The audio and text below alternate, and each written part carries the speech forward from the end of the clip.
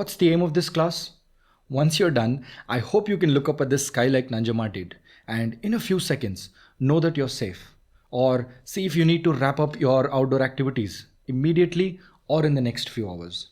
Our weather is driven by the sun, the oceans, Earth's rotation and inclination, the wind, and many other factors and parameters that we need to consider and understand. This class aims to cover all the essential elements to understand the significant part of weather and climate systems, while keeping the content and depth as straightforward as possible. If you're gardening, camping, hiking, partying outside, or on a fun photography trip, this class might just help you save the day.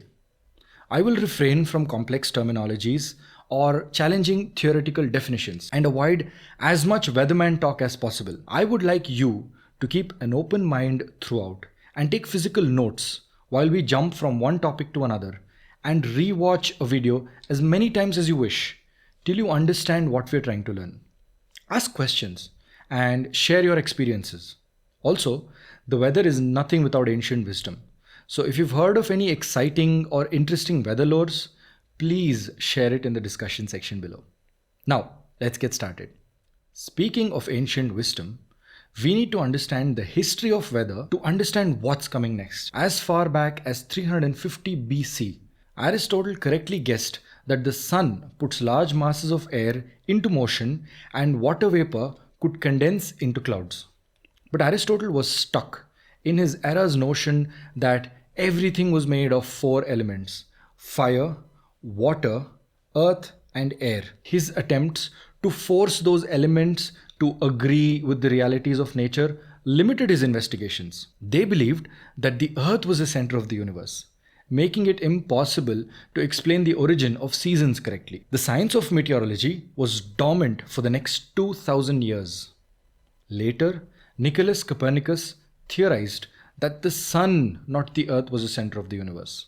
Still incorrect. His theory at the time was that the earth rotated on its axis once a day and made a long trip around the sun once every year. It was so scandalous, so shocking even, that it contradicted religious dogma, suggesting that a man was just a part of nature instead of superior to it.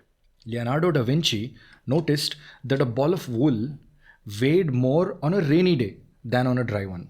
This observation made him invent the hygrometer to measure the amounts of water suspended in the air, humidity. He also designed the anemometer that measures wind speed. 50 years later, Galileo Galilei invented the thermoscope we know today as the thermometer. 50 years later again, Evangelista Torricelli, a student of Galileo, created the first mercury barometer to measure air pressure.